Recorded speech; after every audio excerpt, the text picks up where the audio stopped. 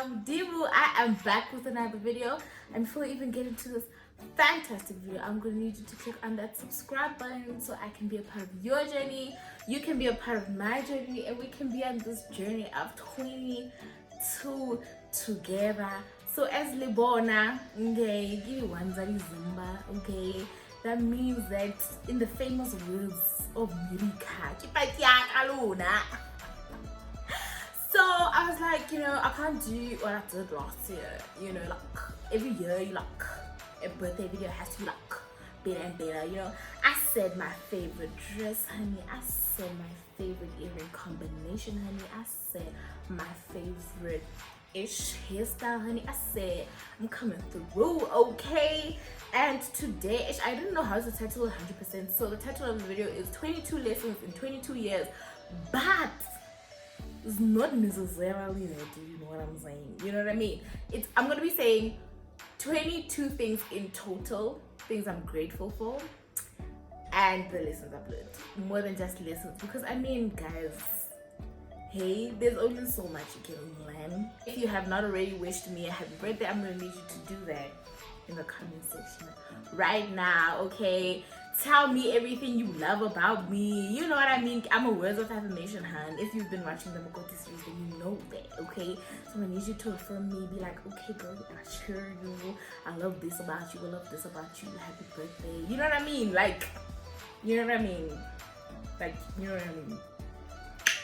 Like, you know what I mean? The first thing I'm grateful for, you always have to start with this one, honey. I always say, get gone, go for Jesus, okay? So the first thing I'm grateful for is Jesus, and that's a period, because where would I be without Jesus? The second thing that I'm grateful for are my parents, because what is she gonna do when all she has is a yoke, honey? And as much as, parents are not perfect, parents are not perfect. They're not perfect. I'm really grateful for them because they try their best, you know what I mean? I really appreciate them. I appreciate everything they do for me, more than just me being here. Like, it can really look if it weren't for my parents. Let's start there. Like, you guys would be so needing me. The third thing that I can say is a lesson, and also something I'm grateful for. The third thing is about friends, okay? The lesson that I can say I learned is friends come and go. You will make friends that that impact your life, that change your life, that make your life better than it already is. I don't know if that makes sense. And I just want to say that, in as much as friendships come and go, don't let your past hurts of past friendships affect your current friendships. Allow each and every friendship to flourish, to thrive, and to be the best it can possibly be. On that topic, I find it very hard to be vulnerable, but in this movie I watched, actually maybe last week, it was a series. They were talking about how it's a series, it's not necessarily, it wasn't a discussion, but they were just saying that vulnerability is a sign of strength. And I just want to say that even when you it gets so easy to try once you've been hurt, to try and shout everything and keep everything in and not letting people in. But I just want to say that vulnerability is a sign of strength. Stop trying to be quote unquote strong and keep it all together. This is a life lesson, honey. Okay, vulnerability is a sign of strength. So just be vulnerable and be open with people, and how okay? And you'd actually be surprised how many people relate to what you're going through, and how many people will just be there to listen to you, and possibly even help you through whatever it is that you're going through. Lesson number 5 that I've learned is it won't always end in tears. Whatever it is, is it career, is it school, is it mujolo, is it I like this guy, is it whatever it is, it won't always end in tears. And if you don't give yourself that opportunity to try, you'll never know if it was never going to end in tears, So don't self-sabotage, okay? Just give everything your all. Try every single thing, because it will not always end in tears. Number 6 that I can say I've learned is that I am deserving of a good life, okay? I deserve a soft life, okay? I deserve to be loved, okay? And I know that may seem like I mean, obviously you know that. No, you don't know that, okay? So it took me some time to learn this lesson, okay? To actually even start believing it a little bit. I'm not even gonna say that I'm believing it 100%, but that is one of my lessons. Number 7, self-love is the best love. And I know I've had a video on this, and I'm just going to, re-emphasize that you can only receive love to the extent to which you love yourself. So if you don't believe that you deserve a certain amount of love, or you deserve to be cared for a certain way, then, and if you don't love yourself that way, and you don't care for yourself that way, you won't be able to receive it when somebody's trying to give you that kind of love. I think that's why also, like, sometimes it's so hard to believe, okay, Jesus loves me this much, because for me, I struggle a lot with self-esteem, like, in terms of, okay, sharp my body, but sharp also my personality. Like, I struggle with actually believing, like, okay, you're lovable, you know, stuff like that. And then it's hard for me to believe when somebody's like, wow, I really love your personality, wow, I really love your body, you know what I mean? So you can only be loved to the extent that you love yourself. So that's why I always say that, loving yourself is so important, because everything starts off with you. That's how you know what's valuable to you. That's how you know your worth and stuff like that. And for me, I can say that what helped me in terms of this lesson was God. Like, God is the only way I managed to know what I deserve, okay? Who I am, okay? Lesson number 8 is, this is also a lesson. The thing that stops you from living the life you want to live is self-discipline and self-doubt. The minute we can get to a point, can get to a point of more than just the self-doubt, but having discipline, not being controlled by emotions, or feeling like, okay, today I just don't feel like working, so I'm not going to do it, or today I don't feel like, so I'm not going to do it. Instead of being controlled by all of that, being like disciplined, I'm like, okay, this is what I'm going to do on this day, and I actually do it. I really feel like if that could happen, imagine how it could be. And the self-doubt sort of links with the self-love. When you don't doubt yourself and you sure of yourself, and you know that when God's got you, lots. But if God is with you, who can be against you? And you go for everything, got passion, got power, imagine how much you can establish in your life. You know what I mean? Lesson number 9, I'm grateful. This is not a lesson, this is something I'm grateful for. I'm grateful for the courage to start Bachelor. It really wasn't something that was easy for me, because I'm such a, I don't want to say I hoard my money, but I keep my money, like, save for a rainy day, and I used my savings to start it. So I'm thankful for the courage. I'm thankful for every single person who has bought a journal this far, and everyone who supports, shares, likes, I engages even on the social media pages. I'm really grateful for that. The 10th lesson that I've learned is starting is the hardest part. That's all there is to it. The minute you start, every other obstacle that comes in your way, you can overcome. I just feel like we get so fixated on the end goal that we end up not starting. But once you start, watch how you go thrive, okay? 11th one is, don't pressure yourself to be perfect in everything, okay? This is sort of links to the one of just start. You're not going to be perfect. Your first attempt at anything that you want to do is not going to be perfect, and you not being great at something the first time you do it does not mean that you're a failure. It just means that you should just continue, and the more you continue, the more you improve, the better you will get at whatever it is that you were doing. That's the lesson for me. I'm still trying to work on, because for me, if I'm not good at something, I'm just like, well, clearly it ain't for me, and I let it go. But don't do that, child. Lesson number 12 is that your worth and your identity does not lie in your qualification. I've done a video on this, so I'm not gonna talk too much on it, but I just want to say your worth does not rely on that. Your worth, who you are, relies on Jesus Christ, and that's on the cross. You get what I'm saying? Like, that's on period, like that's on the cross. Like,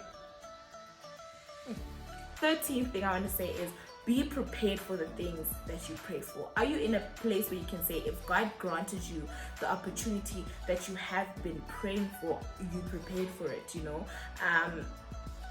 Like if I say, I want Batuba Mudimu to be sold out by the end of my birthday, am I prepared for that influx? Am I prepared to send that all out? Are my books in order? Things like that. Be prepared for everything that you are praying for. And I want to say, I feel like for me, like the reason why sometimes I haven't gotten the things that I'm praying for is because I am not prepared, you know. And at the end of the day, we are God's ambassadors, you know. We are out here representing Him.